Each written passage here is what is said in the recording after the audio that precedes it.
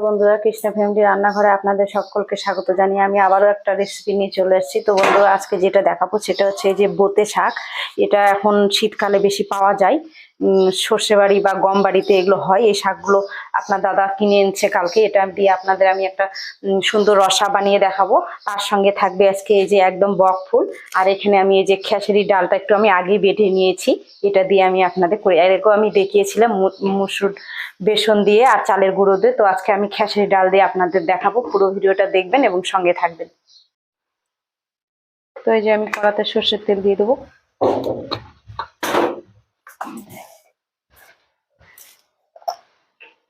প্রথমে বক ফুলের বড়াটা করে নেব। তো এখানে আমি কাঁচা লঙ্কা রসুন দিয়ে আমি আগে বেটে নিয়েছি। এই যে পরিমাণ মতো লবণ দিয়ে দেবো।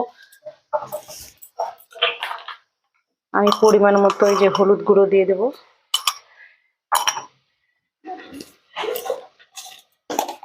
এখন আমি এই যে পরিমাণ মতন একটু জিরে দিয়ে দেবো। এখন দিয়ে আমি একটু মেখে নেব ব্যাটারটাকে। একটু জল দেবো হালকা, আমি এভাবে একটু মেখে নেব। এটা হালকা করে একটু জল দিয়ে যে মেখে নেব ব্যাটারটা এভাবে। এই যে হালকা করে একটু জল দিলাম, একটু ঢিল করে নেব। খেসারি ডালের পেঁয়াজিও খেতে অসাধারণ লাগে বন্ধুরা। তো এইভাবে আপনারাও বক ফুলের বড়া করে খাবেন বাড়িতে। গরম হয়ে গেছে। এই যে বক ফুলটাকে এইভাবে আমি এইভাবে ভরিয়ে নেব। এটা আমি খুব সুন্দর করে এইভাবে আমি একটু এটা গায়ে একটু ভরে নিব ব্যাটারটাকে। আর একটু আমার পাতলা করতে হবে মনে হচ্ছে ব্যাটারটা, দিয়ে দেখি আমি কড়াতে।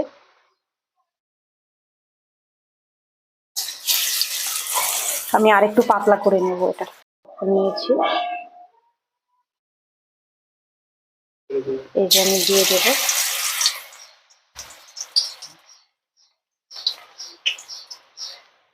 আজকে যেটা দেখাবো সেটা হচ্ছে বোতে শাকের, যেটা বললাম আমি আপনাদের, যে এটা খুব অসাধারণ হয় খেতে।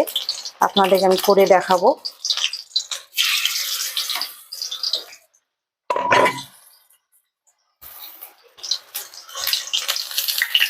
খুব সুন্দর হয়েছে। এটা লাল হয়ে গেছে, আগে দেওয়া হয়েছিল।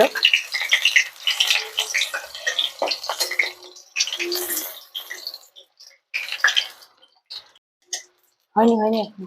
তো আমি এটা উল্টে পাল্টে এইভাবে একটু ভেজে নেবো। এই যে আগে আমি দিয়েছিলাম, এটা একটু লাল হয়ে গেছে, আমি তুলে নিয়েছি। হ্যাঁ, আমি এই যে তুলে নিয়েছি, বাকিগুলো আমি এভাবে দিয়ে দেব। তো বন্ধুরা, এই যে এভাবে আপনারা বাড়িতে বক ফুলের বড়া ভেজে খেয়ে কমেন্ট বক্সে আমাকে জানাবেন। এটা খুব সুন্দর লাগে। আজকে আমি খেসারি ডাল দিয়ে করেছি, তো আপনারাও খেসারি ডাল দিয়ে করবেন বাড়িতে। খুব সুন্দর একটা মানে আলাদা স্বাদ হয় খেসারি ডালের।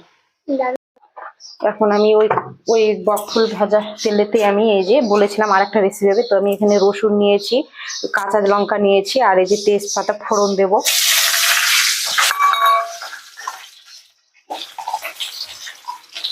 একটুখানি আমি জিরে ফোড়ন দেবো।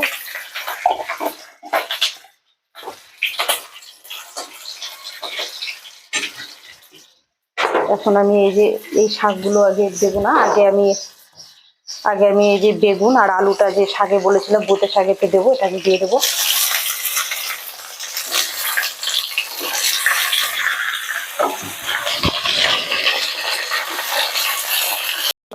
এখন একটু হালকা আমি লবণ দিয়ে দেবো। এটা একটু এভাবে উল্টে পাল্টে নেবো।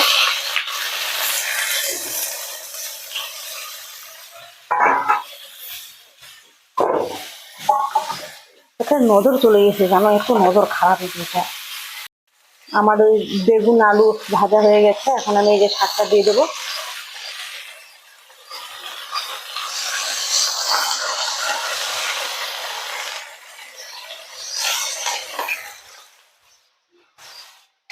লবণ দিয়ে দিলে এমনিতে কমে যাবে। তো এই যে স্বাদ মতো নেই, তখন অল্প দিয়েছিলাম, এরকম স্বাদ মতো এখন লবণ 4-5 দিয়ে ছড়িয়ে দেবো। আর একটু আমি হালকা দেবো।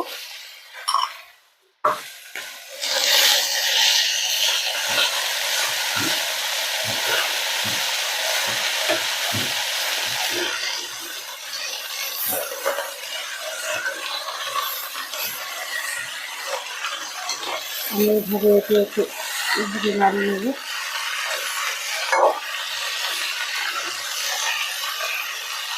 দেখতে মনে হচ্ছে অনেকগুলো, কিন্তু কমে গিয়ে অল্প হয়ে যাবে।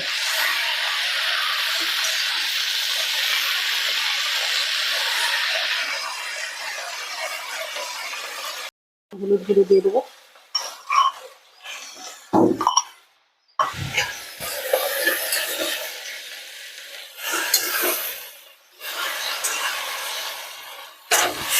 অনেকটা কমে গেল।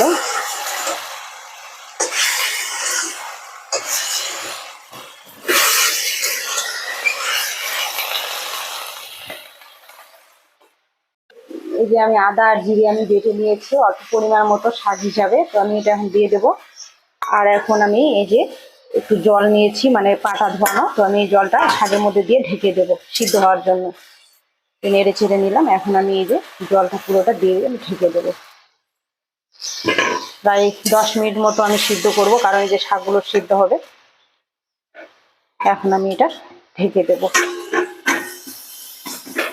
তো আমি এই যে ঢাকনা তুলে নেব।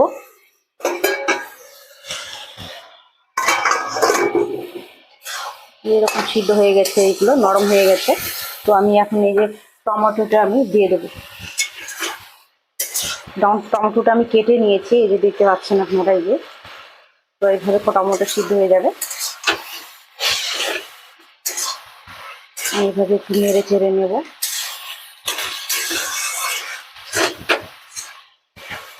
আমি আবার একটু হালকা করে 4-5 দিয়ে একটু জল দিয়ে আর একবার আমি ঢেকে দেবো।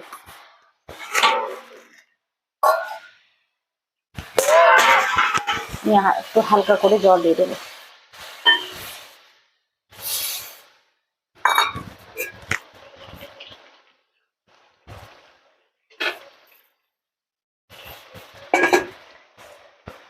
তো আমার জল শুকিয়ে গেছে। তো এখন এটা আমি এভাবে হালকা হালকা করে নাড়বো আর একটু কষাবো। এই পুরো জল মানে শাক আলু আমার পুরোটাই সিদ্ধ হয়ে গেছে। তো এই যে টমেটোগুলো আমি এই যে দিয়েছিলাম বড় করে, এই যে সিদ্ধ হয়ে গেছে টমেটো। তো এইভাবে আমি একটু 5 মিনিট মতো কষিয়ে নামিয়ে নেব।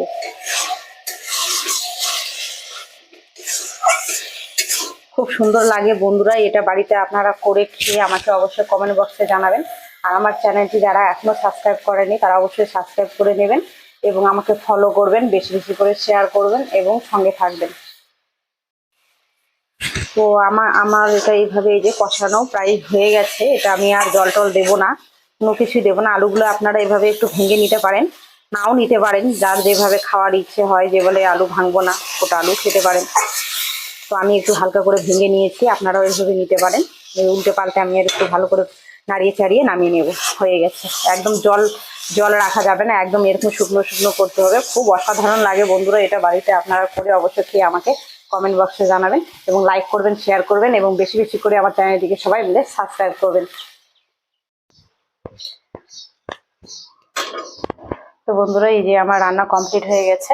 তো দেখতে পাচ্ছেন খুব সুন্দর একদম, মানে একটা শাকের কাঁচা লঙ্কা দিয়ে আমি করেছি। তো আপনারাও বাড়িতে এভাবে করবেন এবং খেয়ে আমাকে অবশ্যই জানাবেন।